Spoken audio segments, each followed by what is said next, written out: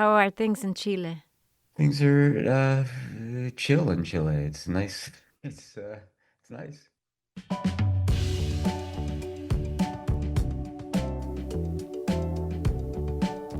This is The Lonely Voice with Peter Orner from Texas Public Radio. I'm Yvette Benavides.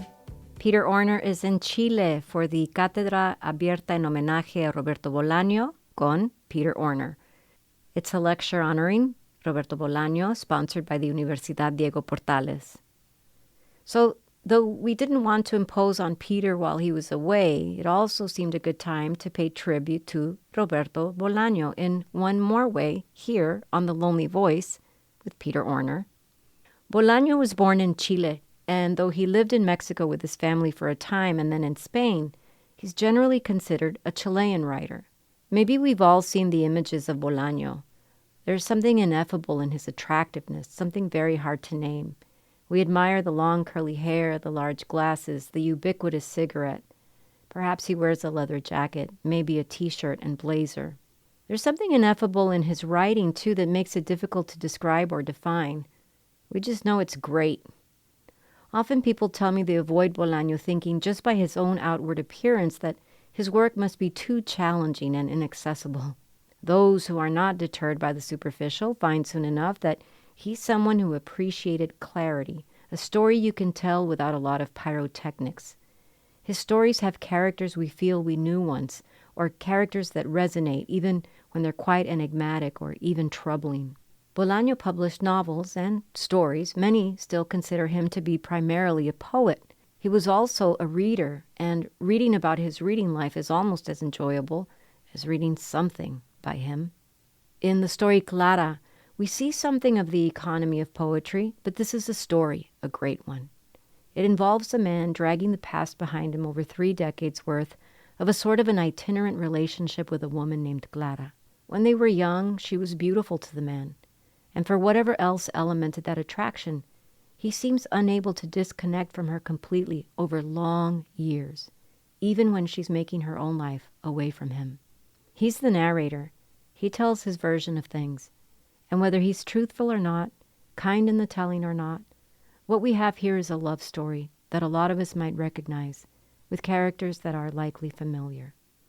The passage of time, a kind of regret, and loneliness. I mean, what is not to love? Here now, Peter Orner and I discuss Clara by Roberto Bolaño. Must be really fun to read Bolaño in Chile, maybe. It's funny. They invited me and the series is like a homage to Bolaño, but like they just invite people once a year to do this, and it's got nothing to do with Bolaño, but I thought it did. So they keep making fun of me that they're going to give me a test. I think people are sick of talking Bolaño, actually. Oh, do you think so? Yeah, this is the thing about him, don't you think? Like people, I feel like people really love the idea of him and, the glasses and the cigarette and the curly hair and they do love his work. Or I've read a lot of things lately because I knew we were going to do this about he's great, but he's not my favorite. This is a very interesting thing about Bolaño. I think people are either like super addicted to him or they just think he's really good and he's fine and or they've never read him. Yeah, no, I mean, I think he took a lot of air out of, he didn't live here. I mean, he was from here, but he didn't live in Chile. He lived in Spain. And so I think there's always been a little bit of an issue with that. Hmm. I like over prepared, so I read a lot. And so I'm like really into Bolaño now. It's like when people don't like, it's like the Dennis Johnson problem. It's like when people like somebody what snobs like us might think is for the wrong reason, you know. I mean, Bolaño is up there with anybody. He can, I mean, there's that Jonathan Lethem quote where he shows us literature can do anything. I don't think that's total bullshit. I think he really could, especially coming here before. I've been reading. I'm almost done with it, but the novel By Night in Chile, which is not the Bolaño that I had read in other places. It's a pretty incredible, even I think even maybe better than the big books that we know, you know. Hmm. I mean, I know By Night in Chile is not it's not unfamous, but it's not an active sorry, I'm still in that mode of like, talking at a college, where I'm like blah blah. Yakety yak. But he does, it is an act of kind of ventriloquism, which is pretty extraordinary, that novel. So anyway, alas. Clara, this is a story that I think a lot of people know about and love. And then I've also read lately, because maybe I've also overprepared like you, that, oh, it's not his best, but people like to talk about it. People like to describe it as being a very straightforward story. I disagree with that idea, but it is easy to read. And this is another thing about Bolaño, that his writing is very clear and it's easy to read, but deceptively so, I think. I think there's just a lot going on. For sure, for sure. I mean, whether or not this is best story or not, I mean, there's things in this story that are pretty remarkable, and yeah, he's not like going out of his way to let you know that that's what's going on here, but I don't know. I hadn't read it, so it was new to me, and I thought it was awesome. I've always liked this story, and as I told you, I think about it when I think about certain other stories, like the Sarah Cole by Russell Banks. But it is obviously its own story, a very different kind of story, where the narrator, the first person narrator, gets to tell the story about a relationship with this woman. And I know you don't like to talk about crafty things too much, but I have to talk about the unreliability of the narrator. No. Okay. Okay. Let me get it out of my system, or maybe we should build up to it. I don't know. Well, I'll reserve it for now because it may just derail our whole conversation. No, I mean, I mean, I'd love to hear that. Well, so this is the guy who starts a story by describing this woman. She had big breasts, slim legs, and blue eyes. That's how I like to remember her. That's how I like to remember her. Just that sentence is sort of like a cue to us that her appearance changed, obviously, but this is his telling of it, and this is the way he's remembering her, and this is the way he's going to describe her. I don't know why I fell madly in love with her, but I did. And at the start, I mean, for the first few days, the first hours, it all went fine. The first few days, the first hours. That's also very interesting. And then the dream, right? So, my whole point about the unreliability of the narrator is he gets to tell the story, and he's very clear with this idea that he fell madly in love. And because we go from age 18 to 40 something, 40 something, yeah. he's still talking about her. He's still talking about how she looks, and he's still talking about how she used to look, and his kind of nostalgia for those earlier days. But when he paints that picture of the earlier days, he is not kind to her. He's kind to her about her appearance, it seems like, for the most part, but he's not very kind to her in other aspects, in terms of her intelligence and the way she writes and some of these other things, her poor choices and her lack of ambition. And this is the thing with Bolaño, right? With his women, with the women in some of his stories. They're sort of like this, but they are objects of desire at a certain point in his life. And it seems like the story he's telling in this case is not so much about how he's still madly in love with Clara. He's madly in love with Clara at 18, or the idea that he had of her in his youth. It's about hearkening back to the past as much as it is about anything else. Do you think so? Yeah, I mean, find me the reliable narrator, not just in fiction, but in the universe. Find me a guy that's not a jerk either. I mean, I think, but the story, for me, and maybe it's who you are, positioned who you are when you read this, Mm-hmm. right? But like for me, it's about what you said at the end, which is about just the passage of time and how knowing somebody when you're 18 and then knowing them when they're dying at 40, what that's like, Mm-hmm. jerk or no jerk. Mm-hmm. And I mean, the inability to see in this story, and you mentioned Sarah Cole. I mean, to me, I think this is a far superior story. I think and I think I just don't get Sarah Cole like you do. I think I just don't get it. This one seems to me like so deceptive at the end, like and you're watching somebody kind of not even understand, not have even the ability to even understand that what they're doing is grieving. And maybe they're not grieving the right person. Maybe they don't, maybe this guy doesn't see her. all those things, and yet life sneaks up on him. I feel like the last two pages are so incredibly tense. I found myself, because again, I was reading this for the first time, reading faster just to find out what happens. I never do that. If there's one thing I try and do is I always try and read slowly and patiently. But this story, like this, and the great stories defy that desire. And I was like, oh, damn, what's gonna happen? Even though there's no real suspense, but he somehow manages it at the end. So, but I totally agree that he doesn't see her, and he sees her as an object, no question about it. But yet she almost fights her way, and becomes, in spite of him, in spite of his inability to see a character in her own right, a sorrowful character, but somebody who may be us, I think. Yes, and I wonder at what point did it become really tense, because that's very interesting to me, because it does have those moments even from the start. But yeah, at the end I think is where it picks up, because you're realizing there's a certain point where you're thinking, my God, he's still keeping track of her. And they're still connecting either on the phone or in person, but mostly on the phone. And he finds her again. They find each other again. And, she is in another sort of place in her life. She gets married twice. I mean, she's searching for something too that she hasn't found. And she makes all kinds of bad decisions in this process. And she's depressed and she has nightmares, and she goes through these terrible things that we hear about from his perspective, but there must be some germ of something there about her and what she has shared with him. Life has not gone that well for her, and he's sort of in this place of, but I don't know, I'm just, I don't really care about her anymore.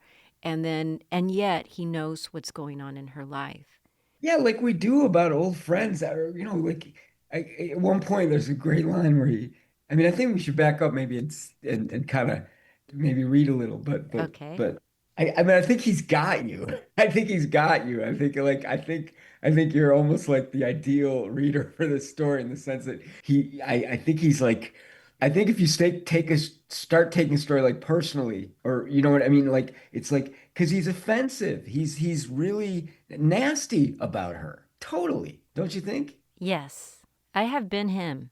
I think we've all We been, all have. we've all been, Judgmental, like, yeah, oh, she's a bad photographer. She's a bad painter. She sucks. And there are, Bolaño's the great celebrant of artists who aren't talented enough to be good artists. And correct. I think he dearly, in other situations, he's more loving towards those people. But in this particular story, with this particular narrator, he's especially harsh. And we're left to trust his judgment that she was not a good painter. But clearly she didn't follow through on anything. But how many people we know like this? You- How many people are we? I mean, I identify, I guess, more with her. yeah, Like she's searching around, she's trying, and nobody gives her a break. there is a certain point in the story, and maybe, I don't know if you agree with me or not, where she comes off kind of flat, because he can be obsessed with her without really knowing her. Absolutely. And Like people do. Like like people people do. don't know people, Yes, you know? he only knows certain things about her, and those are the things that we know he loved. He loved, he's sort of still, I don't know, I don't want to say in love, but he's sort of still in that space of the 18-year-old. This is what he's harkening back for. This is what he's yearning for. In the same way that she's searching, it seemed like she's searching for something, some meaning in her life, or some love or whatever. He is also searching for something, but he's in control of the story. And so I feel like he gets to say whatever he's going to say. This is where, for me, the unreliability comes in. He gets to say she sucked at whatever, at XYZ, at all these things. And who knows if she did. And, the idea of her losing her looks or whatever as she got older, but he's still keeping track of her, because what he is trying to recapture, and he will never be able to do it, is that earlier feeling. And he wants to assign that feeling to her when they're older. And people do this too.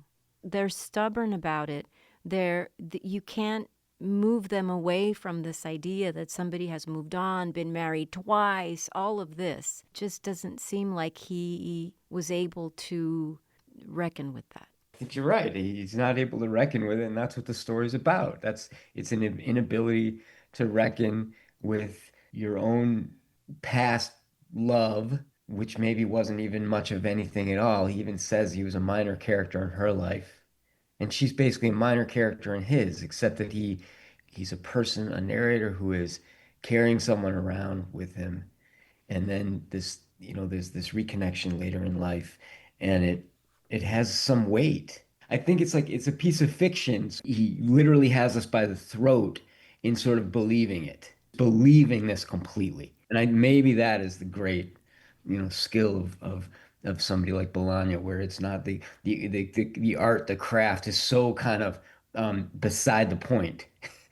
All I want to know is what happens to Clara, and I want her to survive, Yes. and it doesn't seem like she's going to. But just to go back to early on in the story when he first meets her, they have some meeting. It's not really detailed. That's the thing. It's like this story is not even a celebration of lost love because he doesn't even talk about the moment where they were in love or he was even in love with her. It's just it cuts right to shitty stuff happening, and that's another thing I love about this But story is but pretend why? that, what's that? But why? Why does that happen? It's because I think it's because it was unrequited. So he has to gloss over that. But Sure. he glosses over it right into this this story about his obsession with her really. Um Yeah. I think yeah. Yeah, but again, it's like even the obsession, like it isn't even he doesn't even know why. It's just kind of like it seems like an intense microscopic look at a minor event because of what happens later. Yes. There's a reconnection later, and those of us who reconnect with people after many years and then have that kind of I don't know, maybe it's a story for 55-year-olds. You know what I mean? Like it's like everything is sort of like we've realized that that we're heading for that the end is much closer than the beginning. Hmm. And so I don't I'm all over the place on this, but there's this moment at the beginning where he goes to see her after they had some initial encounter in Barcelona that went quite well, and then he goes to visit her in that's her town in southern Spain. He goes to the house and I arrived at Clara's apartment at 9:30 after having a coffee at the station and smoking a few cigarettes to kill some time, so he doesn't want to seem too eager. But it's he took the first train in the morning. The fat woman with messy hair opened the door, and when I said I had come to see Clara, she looked at me as if I were a lamb on its way to slaughter. For a few minutes, and this is incredible. I wish my Spanish was strong enough to read this in the original to see how he does this, but for a few minutes in parentheses, they seemed extraordinarily long at the time. And thinking the whole thing over later on, I realized that in fact they were. I sat and waited for Clara in the living room, a living room that seemed welcoming for no special reason, overly cluttered, but welcoming and full of light. So all these like contradictions um, that kind of like it's welcoming, but it's not. It's taking forever. And then when Clara makes her entrance, it was like the apparition of a goddess. I know it was a stupid thing to think, and it's a stupid thing to say, but that's how it was. And then they have a bad time, and then they never have a good time ever again in the entire history of their relationship together. And yet there's something, we stay connected to people either through other friends or whatever. And so over the years, he and Clara, are in track of each other. And so then they reunite again. Years later, Clara told me about the parts of her life I had missed out on. And then years after that, both she and I and some friends of hers told me her life story all over again, starting from the beginning or from the point where we split up. Since I was a minor character, it didn't make any difference to them or me, really, although it wasn't so easy to admit.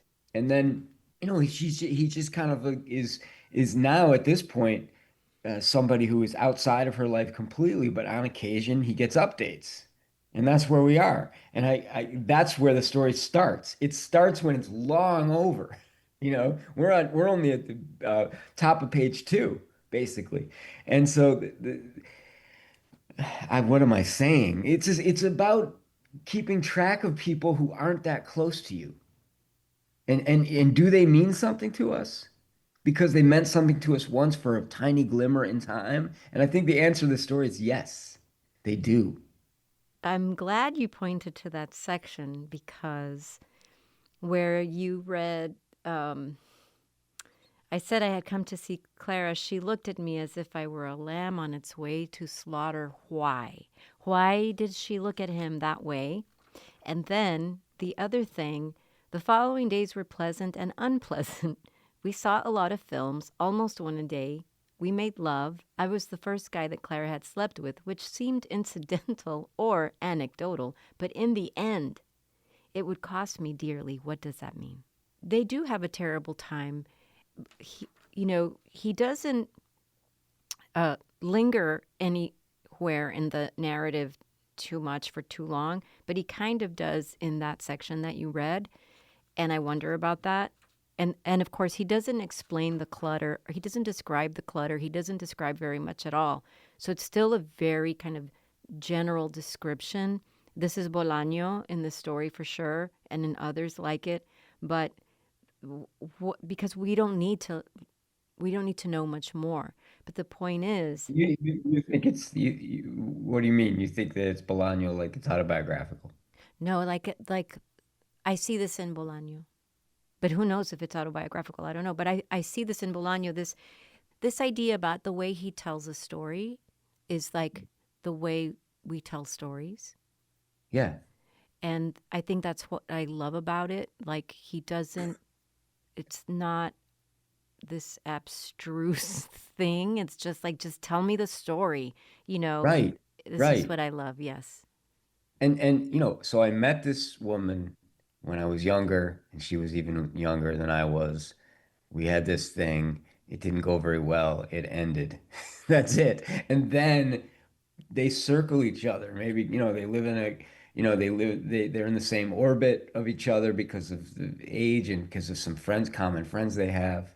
And so they keep track of each other. And over the years they re-encounter. And we have no idea how the narrator's life goes, but there's some suggestion it's going okay, right? And hers is not. Hers is not going okay. And over the years, it gets progressively worse. I think um, let's resist the word, tragic figure. We should, but I'm using it because that's what Clara is. She's somebody whose life's expectations never quite um, led to anything. And then the narrator, instead of being sentimental or even sugarcoating that, is at least honest about his own nastiness, about her mediocrity. Like he thinks that she's a mediocre person and he says it. And it's hard to read because you're like, what an asshole. But, you know, I feel like there's a certain degree of honesty from the point of view of the narrator. There's not pretending that this was any great relationship or that they had any significant connection, but they had a connection. I mean, it's so right what you said that he just doesn't see her and he objectifies her completely. And yet, I I don't know. I get the feeling that she gets the better of him in the end because of that. Am I crazy to think that? No. You're not, and I see it too. Like, look at that paragraph where it says, years later, Clara told me about the parts of her life I had missed out on. And then years after that, both she and some of her friends told me the life story all over again, starting from the beginning or from the point where we split up. Since I was a minor character, it didn't make any difference to them or to me, really, although that wasn't so easy to admit. Predictably, not long after the end of our engagement, I know engagement is hyperbolic, but it's the best word I It's can not even find. true. It's not hyperbolic is not the question. And I trust the translator, Chris Yes, yes. Anderson. I know that he's getting this right. And Yes. so, there's something just bizarre about the fact that he says it's an engagement, whatever. Yeah. Yes. Anyway, Sorry, go And then ahead. Clara got married, and the lucky man was, logically enough, one of the friends I had met on my first trip to her city. But before that, she had psychological problems. She used to dream about rats. And then the next bit is so Clara got married. And the husband, Clara's dear husband, surprised everyone, even her, after 1 or 2 years. I'm not sure exactly. Interesting. Clara told me, but I've forgotten. They split up. And it wasn't an amicable separation. He broke her jaw apparently, and once he says this terrible thing about this physical abuse, he says, "What I do find funny," because he's picturing her driving herself, hand on the wheel, and the other is supporting her jawbone. "I'd like to find it funny, but I can't. What I do find funny is her wedding night." So he takes this really horrible thing that supposedly happened to her with the husband, and he decides to imagine her wedding night and something really horrible, and who knows what is true or not here. She'd had an operation for hemorrhoids the day before. Is that really true, or is he just saying that because he can't bring himself to really think in honest terms about her wedding night, even though she's married to a horrible monster who hit her? But it goes back to his own obsession with her and painting certain situations in an extremely negative way. She was dumb. She was mediocre. She, her wedding night was probably terrible because of this. So even like the things that are just about her, he still returns to describing them in a very negative way. And I do want to say something before I forget. I love that she got second place in the beauty pageant because I think that means that she's probably really beautiful. Probably. There's no better writer about second place finishes than Bolaño. I mean, all his characters, every literary contest they enter, they always get in second place. They never win. And so I like that he translates that over to beauty contests. But sure, yeah. But again, I mean, the negativity, it's just like, to me, it's just like, yes, there's no question this guy's an asshole. Like, you know what I mean? There's no question that he's unable. But I guess what I appreciate is that Bolaños doesn't create a character in this case where he's gonna, you know, pretend that they have a decency, you know, Yeah. or any decency that they're aware of anyway. When they keep in touch, and apparently they do reconnect. Yeah. And again, it's sort of like they reconnect, I feel like, on her terms. And then she says, soon after that, I left her, but this time I decided to call her every so often and stay in touch with one of her friends who could fill me in, if only now and then. That's how I came to know a few things it might have been easier not to know, stories that did nothing for my peace of mind, the kind of news an egotist should always take care to avoid. That's a very interesting line in the story. Because what he learns about her is, again, it's terrible, and she's not having a great life. Then he says, on one occasion, for reasons irrelevant to this story. Oh, really? For reasons irrelevant to this story, I had to spend a night in Clara's city. Mm-hmm. I called her from my hotel, told her where I was, and arranged to meet her the following day. I would have preferred to see her that night, but after our previous encounter, Clara regarded me, and perhaps with good reason, as a kind of enemy, so I didn't insist. She was almost unrecognizable. She had put on weight, and in spite of the makeup, her face looked worn, not so much by time as by frustration, which surprised me since I'd never really thought that Clara aspired to anything. He gets to control the story. I get, yeah, as any narrator does, as any writer does, right? Maybe it's like reaches almost a grotesque level here in the way that he once again describes her in that way, and then says this horrible thing, as if anyone, regardless of their talent or not talent, isn't frustrated by the things that happen in their life, as if you could somehow go through life without because you didn't have expectations, therefore you can't be frustrated. Of course she had expectations. She was confused about what they were, as most of us are. And so I think the very nature of sort of treating her this way almost helps her emerge for me again as a far more human being than the narrator themselves.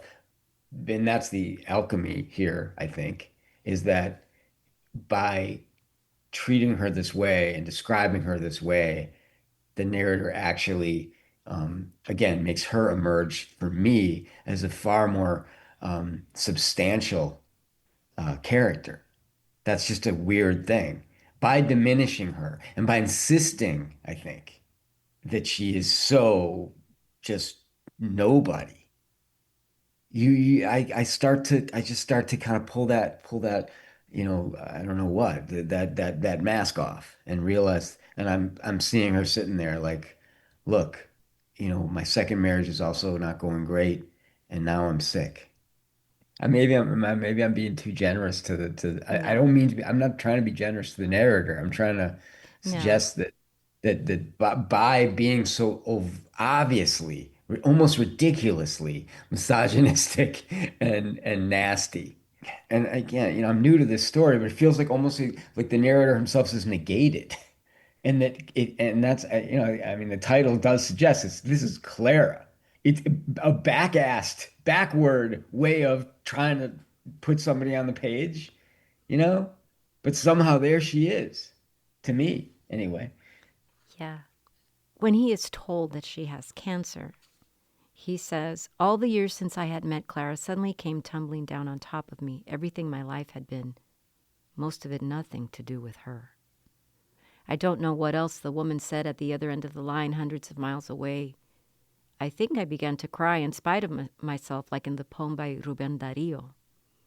I fumbled in my pockets for cigarettes, listened to fragments of stories, doctors, operations, mastectomies, discussions, different points of view, deliberations. The activities of a Clara I couldn't know or touch or help, not now. A Clara who could never save me now. And then, First of all, the absurdity of a Clara who could never save me now, just maybe we just leave it. Just like, it's such a startling and very deliberate uh, indictment of this, a self-indictment of the narrator. That's how I see it. Like, if only, what is it about Clara that could possibly save him? And yet somehow I'm buying it. I'm buying that there is, in spite of what the narrator is able to kind of articulate or even uh, say to himself in his darkest hour, um, there's something about Clara. I don't know. I mean, the line is startling and just worth thinking about. And it's after that, that's when I started to rush. I almost was like reading in a panic this morning to get to the end and to find out, if she makes it. And maybe we shouldn't ruin the ending too much, but I think it's one of the again, so deceptive and so, it's not even the writing isn't beautiful or anything. It's just kind of work a day, you know. I mean, Bolaño can turn it on and he can write beautifully. Um, but here it's just like a workaday sentence and I'm getting this done. And it's almost like he was rushing too because he couldn't even take it. So I agree with you. I mean, I think this story it becomes in a weirdly, I don't even know how, but it transcends itself in late in the story and it it's I got to reread it again about 19 more times, but um, what was it that was making me like feel a certain amount of panic on the last page here? I'd like to try and figure out why did you pick it? um, I love the story. I mean, I just really like it. So you said Bolaño, and I said Clara. Yeah. I can see why, I guess I'm just curious about why it's the one, you know. Um, I think it was. Oh, but man, we don't have enough time. But we don't have enough time for me to explain. I just really love the story, and I think you're right. I think it's a story for people of a certain age who go through these kinds of reveries, who feel a kind of a nostalgia for the past that's very slanted and skewed, and you forget, you can sort of boil away all the horribleness, or you bring the horribleness in, because I think the narrator does that too, and is not coming to terms with it, but just can't help but remember it, because it was also such a part of the beautiful times. Yeah. I mean, I want to, can I disagree with myself? I know you got to go. Yes, you can disagree with yourself. Well, there's this beautiful Russell Banks line, which I think we've talked about, where he talks about no place for me, no place for you, my love, the Eudora Welty story. And he says, you know, you have to be a certain age to get it. And I always resented that, even though it's a nice line, but I think I sort of said the same thing, as if you have to, as if fiction requires a certain life experience to, to feel it. And so I both agree with that and don't agree with it. You know what I mean? Because I think, of course, there's going to be readers who may not have come anywhere near, a certain age who will be like, damn, that one knocked me over. You know what I mean? So Yeah. I think Russell Vance is right, and also I think he's wrong, if that makes sense. And I think I'm the same is true for what I said earlier.